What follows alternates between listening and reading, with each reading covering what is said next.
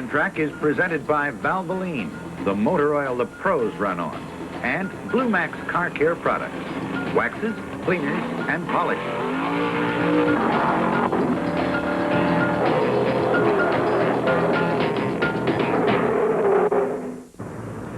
Hey, glad you stopped by again. Today, Car and Track comes to you from the tall pine country of North Carolina.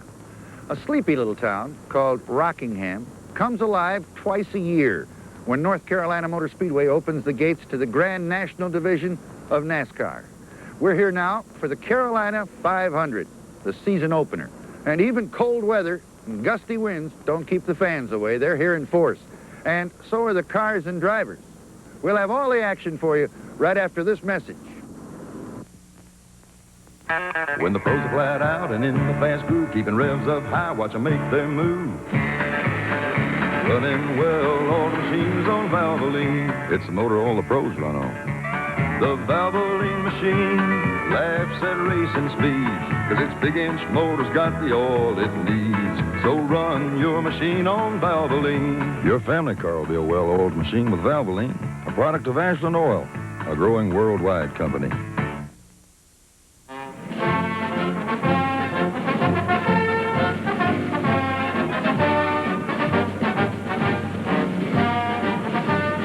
At just a shade over a mile long, North Carolina Motor Speedway is the smallest super speedway on the NASCAR circuit. But nonetheless, it's a favorite of ours, as well as the spectators. They can see the entire track from any seat in the house. Drivers must like it too, because they always have an excellent field of cars. They're here today for the 10th running of the Carolina 500. The pole sitter and fastest qualifier for today's race is Buddy Baker from Charlotte, North Carolina, driving the Ford number 15. He ran the oval in a little over 26 seconds at a speed of 137.611 miles per hour. The south was sunny, but far from warm. With the temperatures in the low 30s, the fans were bundled like Eskimos. They held a 3-minute warm-up session so drivers could get their oil hot enough to run. Finally, the signal was given for all cars to move out of pit row onto the track, and a grandstand full of freezing but race-hungry spectators gave him a tremendous ovation. Starting alongside Buddy Baker in the familiar Dodge number 43 is Richard Petty. In the second row, it's two Chevys, Darrell Waltrip in number 17 and Lenny Pond in car 54. Third row, fifth starting position, is number 72 Benny Parsons, the Daytona 500 winner. And on his side is Dave Marcus in the Dodge 71. In the fourth row, it's Cale Yarborough in the Valvoline Chevy 11 and David Pearson in the Purolator Mercury number 21. Out of the fourth turn, the pace car slides onto pit road. The green is out, and here they come. In turn one, Buddy Baker wins the drag and takes the lead. Petty is second, but watch Darrell Waltrip in number 17. He's hot.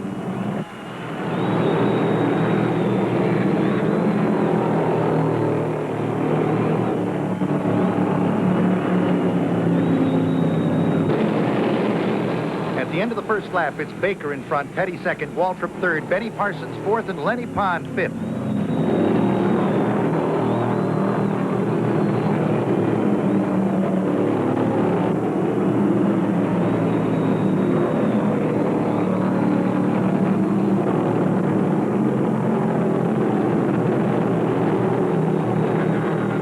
If these engines are cold, these guys don't know about it. They're hauling.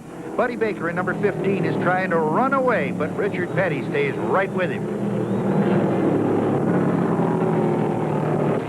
In the third turn, Darrell Waltrip streaks past Petty on the high side to take over the second place spot, and now begins to close on Buddy Baker.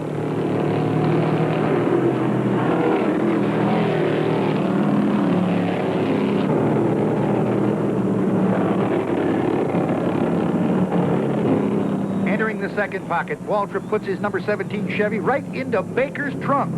He wants that lead badly.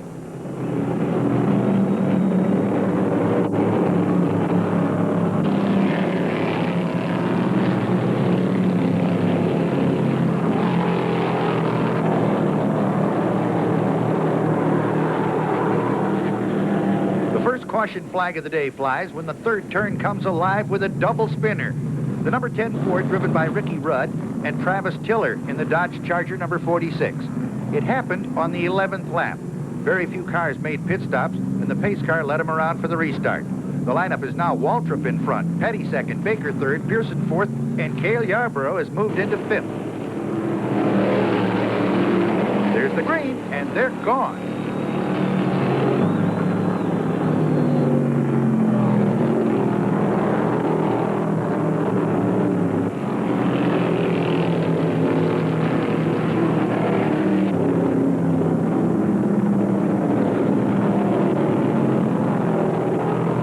This is where Darrell Waltrip has wanted to be since lap 1, and I'm sure he'd like to stay out in front for the rest of the race. But I'll bet Richard Petty has some other ideas.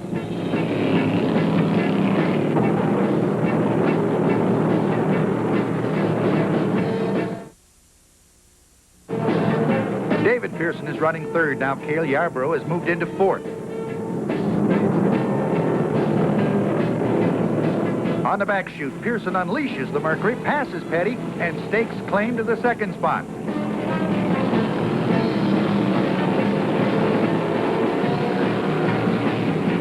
Cale Yarborough drops his Chevy into the low groove alongside Richard, and by the time they hit the first turn, Cale is third, hopping Petty back to fourth.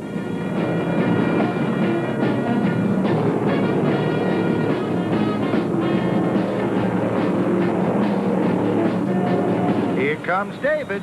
He puts the Mercury underneath Waltrip's car and drives through to take the lead away. Darrell challenges Pearson back, but can't stick with him.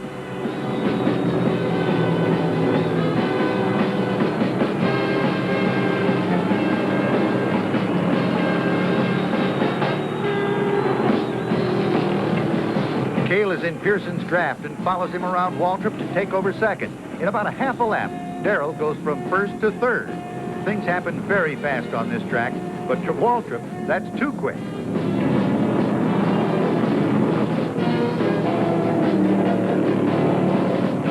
'72 Benny Parsons is one of the first cars to pit for fuel and rubber. Down the front chute, number 11, Cale Yarborough wants to try that front spot just for size. He puts a zinger on Pearson and takes it away.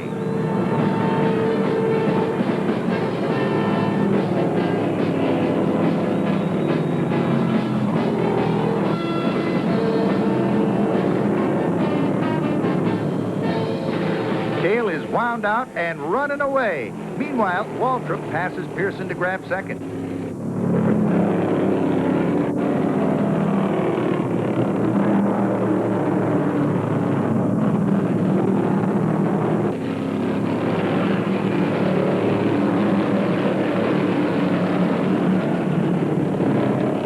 It's Yarborough, Waltrip, Petty has moved into third, and Pearson fourth.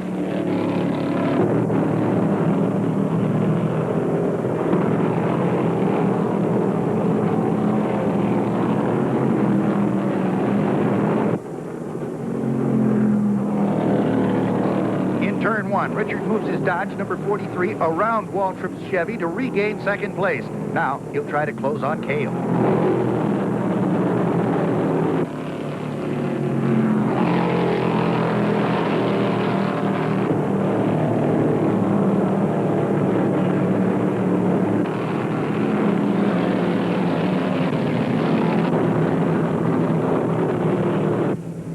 On the 43rd lap, David Pearson screams into the pits with a flat right rear tire. The Wood brothers change rubber and fuel him in 14.9 seconds, one of the quickest stops of the day.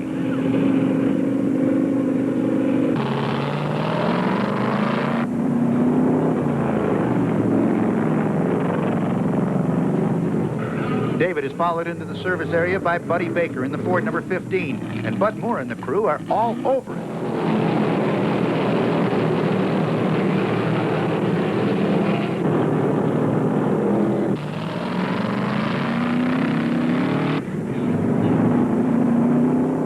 On the 69th lap, Richard Petty, who's been running second, began losing traction in the turns. He dives into the pits for new rubber.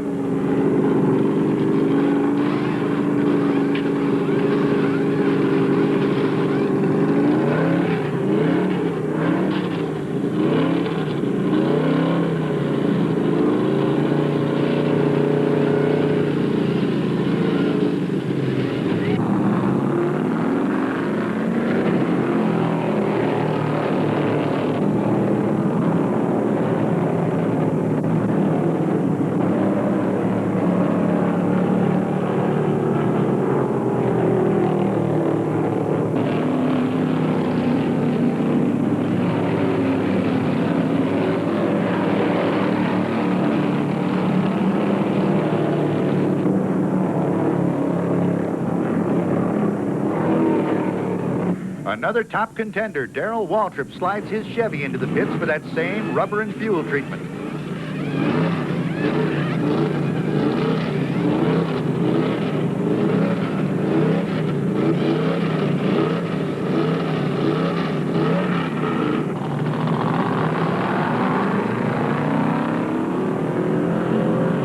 Finally, on the 86th lap, the leader, Cale Yarborough, pits for new tires.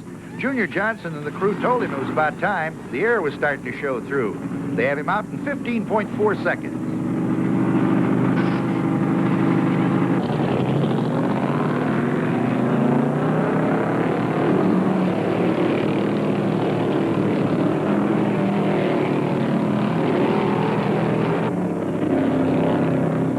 There goes an engine.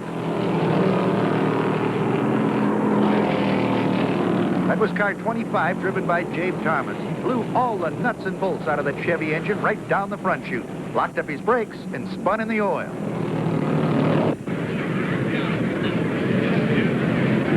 They get Jabe's car off the track, and the pace car is out quickly to line him up for another restart.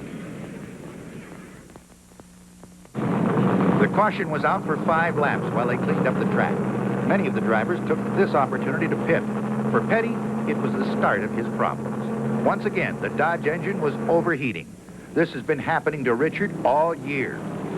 And while he watches, the green flag is out, and this race is once again underway.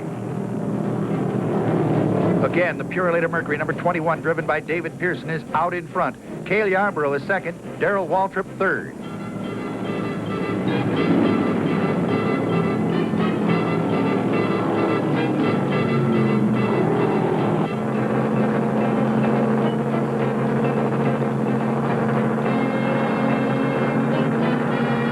The engine cooled off, the hood goes down, and Richard heads back on the track. But now he's 2 laps down, and it could be mighty tough to make it up.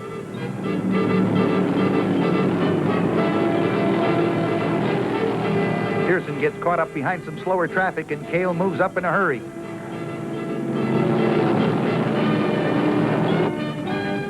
On lap 236, Buddy Baker pitted his Ford for the last time. Bud Moore and the crew found a busted valve, and they parked the car in the garage area.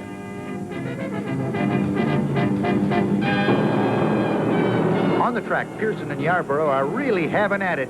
Cale can run with David, but he's looking for a chance to run away from him.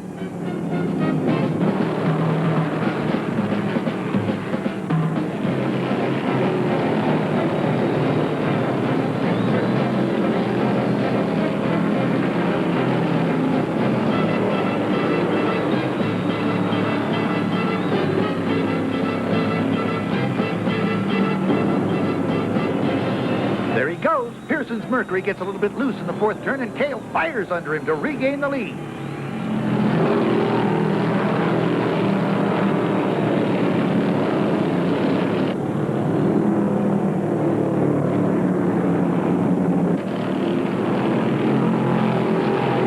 Look out, turn 2.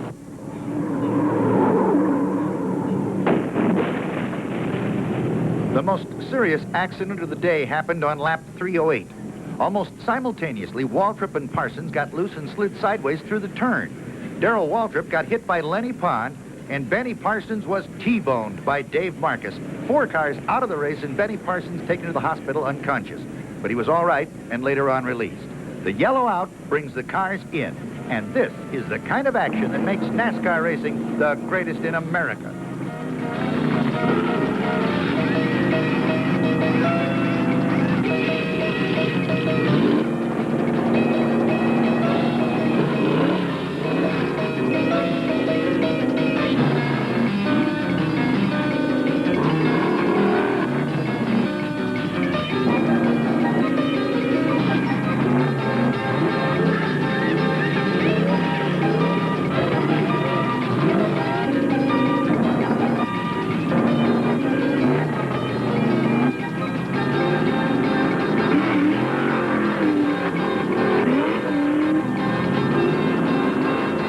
Cars are out, and so is the green. Cale Yarborough leads him into turn 1, but Davey Pearson charges under him in the second pocket and comes out on the back chute with the front spot.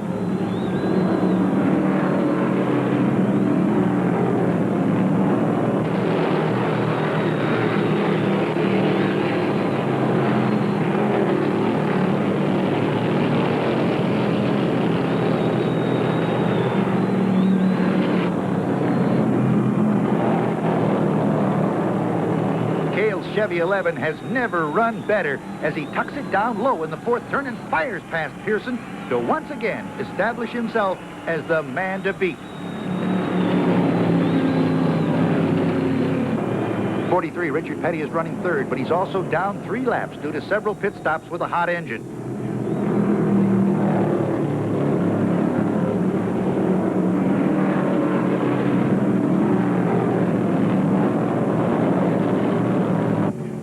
Pearson has been running very loose through the turns for the past few laps. He decides he needs some new rubber that'll grab and slides the big Merc into the pits. But while the Wood brothers are servicing the car, Cale flashes by and puts a lap up on David.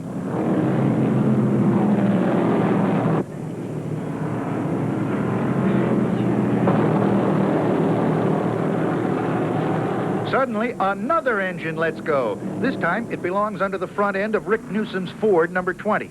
The fourth caution light of the day is turned on while another car heads for the garage and the cleanup crews head for the track. The pros who run on road race courses, on major drag strips, and at the Indy 500 run for all they're worth. And more of these pros run on Valvoline racing oil than any other brand. Valvoline, the motor oil the pros run on.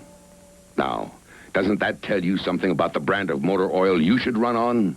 Valvoline, a product of Ashland Oil, a growing worldwide company. Most of the field pitted under this yellow flag. And with the race grinding down to the finish, it's their last scheduled stop. From here out, it's a short dash to the wire. Cale leads them down for the green. Pearson is second and down 1 lap.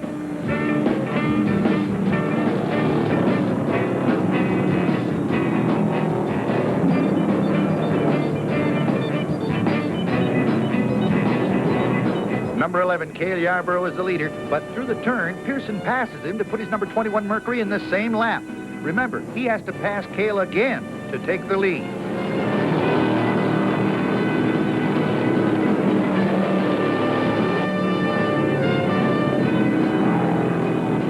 Petty in the Dodge number 43 is running strong now. He's holding down on the 3rd place spot, but due to all of his pit stops with the overheating engine, he's down 5 laps.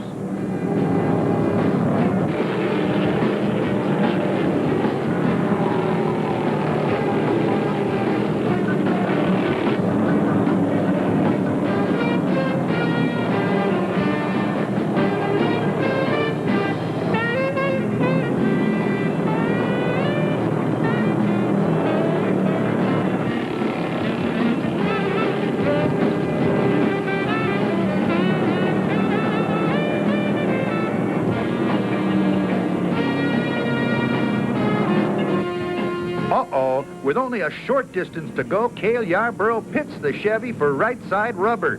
We were told on his last stop that they put 2 tires on that were out of balance, and Cale couldn't run up to full speed. But David Pearson is fast closing that gap on Cale.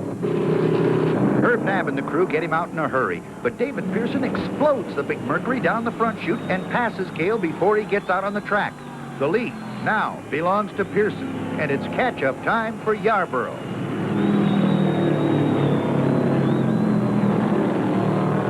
A few laps later, Cale is on top of David's rear bumper. Catching him is one thing, but passing him is yet another.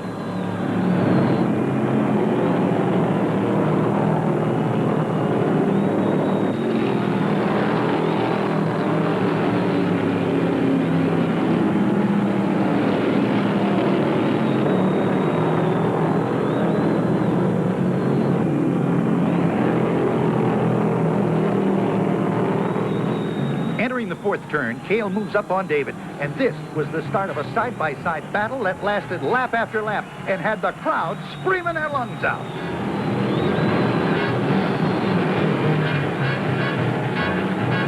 Neither driver asking for nor giving any quarter. No more pacing now. Both cars are flat out, and they're going to run them till they break.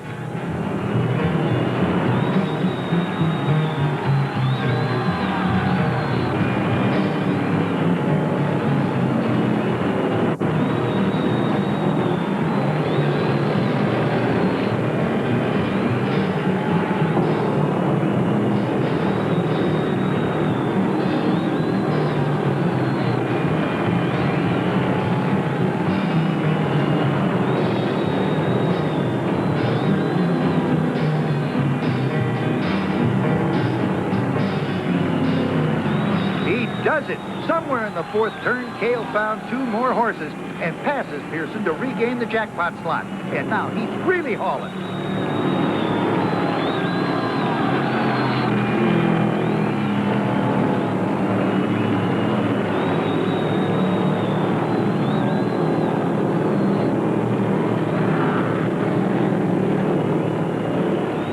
Cale can't seem to lose Pearson, but it doesn't look as though David has enough left in the murk to get around him again.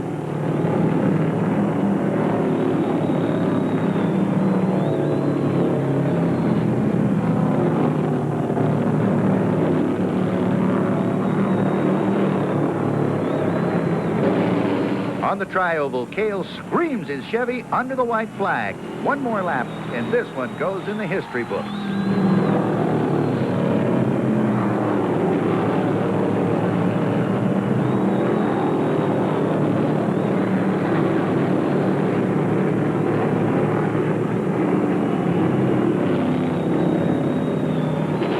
Comes, and the checkered flag snaps down on Cale Yarborough, winner of the 10th Annual Carolina 500.